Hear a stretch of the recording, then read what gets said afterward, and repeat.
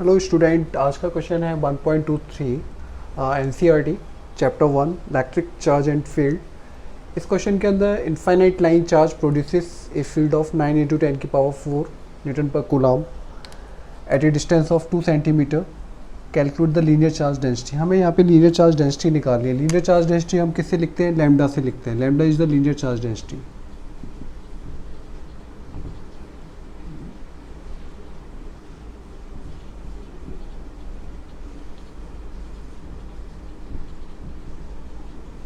यही हमें निकालना है। अब देखिए, कोई भी लाइन चार्ज होता है, उसके ऊपर जब हम चार्ज देते हैं तो चार्ज उसकी सरफेस पे बढ़ जाता है। चार्ज जब बढ़ जाएगा यूनिफॉर्मली ऐसे करके, तो हमें इससे आर दूरी पे तो हमें क्या मानना पड़ेगा? एक गॉसियन सरफेस मानना पड़ेगा। तो ये गॉसियन सरफेस कैसी होगी नेचर में? सिलेंड्रिकल इन नेचर, क्योंकि एक ये पतला सिलेंडर है, इसको एक बड़ा सिलेंडर कवर करेगा। तो ये यहाँ पर तो ये electric field line always normal to the surface होती है। जहाँ पे चार्ज होता है उसके जैसे पॉजिटिव चार्ज है, पॉजिटिव चार्ज से फील्ड लाइन बाहर की तरफ निकलती है, ऐसे नीचे भी आएंगी फील्ड लाइंस। इसके लिए रिजल्ट आता है, ये मैं अपने पीछे वाले लेक्चर्स में पहले मैं प्रूव कर चुका हूँ। E equals to lambda upon 2 pi epsilon not r. तो हमें यहाँ पे ये लैम्डा निकालना है। तो हमें क्या करना पड़ेगा? पहले आप 2 से ऊपर मल्टीप्लाई करिए, 2 से नीचे मल्टीप्लाई करिए। मैं इसको इसलिए कर रहा हूँ ऐसा, अभी आपको समझ आएगा। 2 lambda upon 4 pi epsilon not are.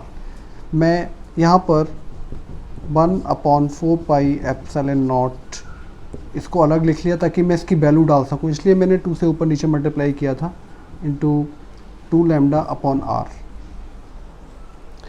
अब मैं यहाँ पर इसकी वैल्यू डाल दूंगा और इलेक्ट्रिक फील्ड की वैल्यू डाल दूंगा, और आर हमें दिया हुआ है 2 centimeter. We will get lambda. देखिए कैसे।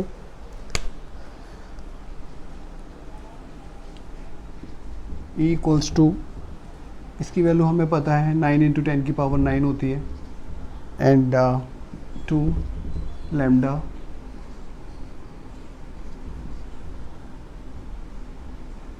आर हमें गिवन है, तो इसको मीटर में कन्वर्ट कर देंगे तो ये इधर जाएगा।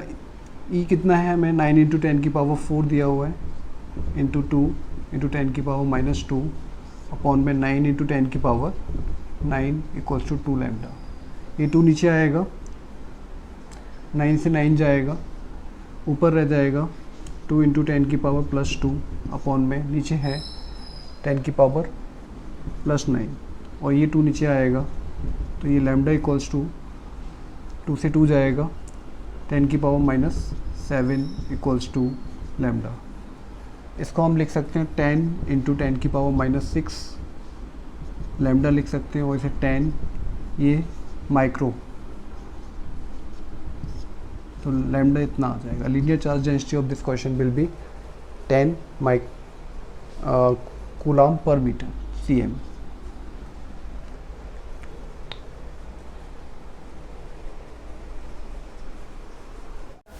Yeah, this was question number 1.24. Two large thin metal plates are parallel and close to each other. On their inner faces, the plates have surface charge densities आपको दी हुई है। surface charge density आपको दी हुई है। How much? opposite sign of magnitude ये दिया है आपको 17 इंटू 10 की power -22 coulomb per meter square. Coulomb per meter square क्यों? क्योंकि सरफेस चार्ज डेंसिटी कैसे लिखते हैं? चार्ज अपॉन एरिया लिखते हैं। चार्ज को हम कूलम में लिखते हैं और एरिया को हम मीटर में लिखते हैं, तो ये कूलम मीटर स्क्वायर। तो ये जो चार्ज है पूरी एरिया पे डिस्ट्रीब्यूट हुआ है, तो ये सरफेस चार्ज डेंसिटी का केस है। तो you have to find out 3 things here. One is outer region of the first plate, आपको इलेक्ट्रिक फील्ड बताना है। अब जैसे यहाँ पे 2 प्लेट्स ले लीजिए,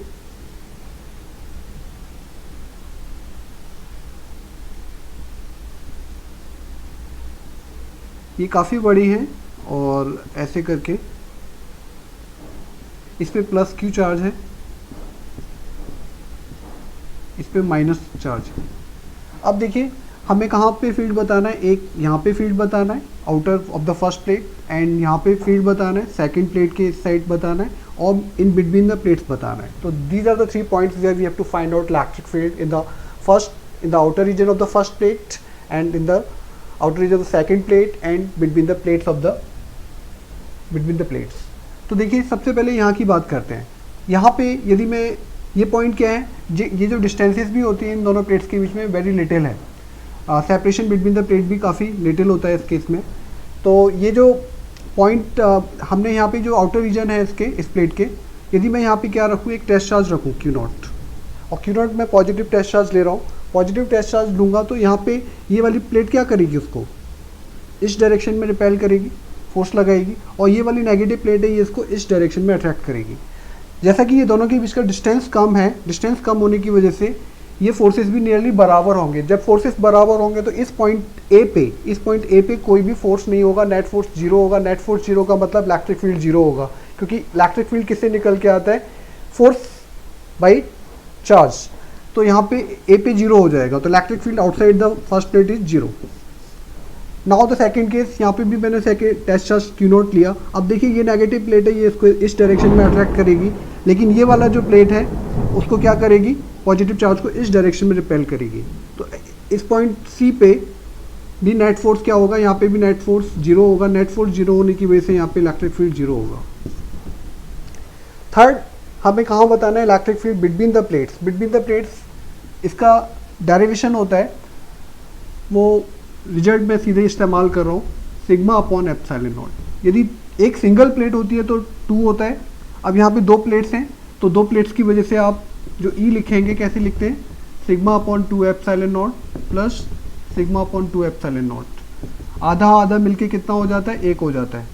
सिग्मा हमारे पास कितना है, 8.86। सिग्मा हमें गिवन है क्वेश्चन के अंदर 17 इंटू 10 की power -22, and epsilon not constant होता है 8.86। 5 भी लेते हैं कुछ 10 की पावर -12। जब इसको फर्दर सॉल्व करेंगे तो ये आएगा 1.9 इंटू 10 की पावर -10। यूनिट क्या होगा, इलेक्ट्रिक फील्ड का यूनिट क्या होता है, न्यूटन पर Coulomb. This is the right answer.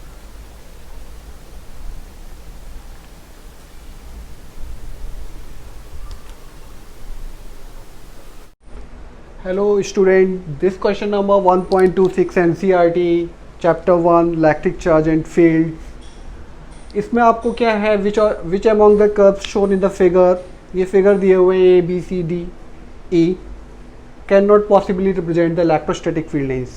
आपको ये बताना है इन फिगर में से कौन सा फील्ड लाइन को रिप्रेजेंट कर रहा है, कौन सा पॉसिबल है, कौन सा पॉसिबल नहीं है, ये आपको बताना है।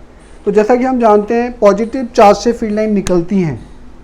यदि ये पॉजिटिव चार्ज है तो इससे फील्ड लाइन ऐसे करके निकलती है, और कैसे कर्व होते हैं, आउटवर्ड निकलती है। नेगेटिव चार्ज में फील्ड लाइन इन होती है, अंदर की तरफ आती है ऐसे करके।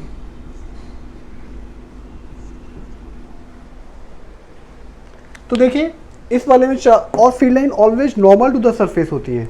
यदि सरफेस यहाँ पर है और चार्ज यहाँ पर है, चार्ज यहाँ पे, तो फील्ड लाइन ऑलवेज नॉर्मल होती है। अब देखिए यहाँ पे ये सरफेस है, कंडक्टर है, और इस पे चार्ज Q है, चार्ज इसकी सरफेस पे डिस्ट्रीब्यूट हो गया।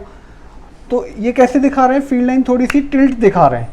तो फील्ड लाइन क्या होती है, ऑलवेज नॉर्मल होती है टू द सरफेस। तो ये कहीं पे नॉर्मल है, कहीं पे नॉर्मल नहीं है, कहीं पे एंगल 90 है, कहीं पे 90 नहीं है, कहीं पे कम है, ज़्यादा है, लेकिन एंगल शुड भी कितना होना चाहिए, 90 डिग्री होना चाहिए। तो ये केस पॉसिबल नहीं है, can not possibly represent electric field lines, ये रिप्रेजेंट नहीं करता है। सेकंड केस में देखिए बी पार्ट में, पॉजिटिव से नेगेटिव में फील्ड लाइन आई, नेगेटिव से पॉजिटिव में आई, फिर पॉजिटिव से पॉजिटिव में, कभी ऐसा नहीं होता। फील्ड लाइन ऑलवेज मूव कहाँ से कहाँ तक, पॉजिटिव चार्ज से जाएंगी, नेगेटिव चार्ज में आएंगी। तो ये देखिए पॉजिटिव से पॉजिटिव में आ रही हैं, तो दैट्स वाई ये केस भी पॉसिबल नहीं है। तीसरा, यहाँ पे देखिए ये 2 पॉजिटिव चार्ज हैं और दोनों ही आइसोलेटेड हैं फ्रॉम वन ईच अदर, और इससे फील्ड लाइन ऐसे निकल रही है, इससे इधर ऐसे आ रही है ये, और ये ऐसे जा रही है। और जैसा कि मैंने बताया कि फील्ड लाइंस लाइक चार्ज क्या करते हैं, रिपेल करते हैं। तो देखिए फील्ड लाइन भी देखिए दूर जा रही है, दैट मीन्स ये कैसे हैं, ये केस पॉसिबल है, ये हो सकता है, ये हमारा रिप्रेजेंट कर रहा है। ठीक है, डी पार्ट में अब यहाँ पे ध्यान से देखिए, पॉजिटिव चार्ज से ही जा रही हैं और पॉजिटिव चार्ज में ही एंटर कर रही हैं, कैन नॉट बी पॉसिबल।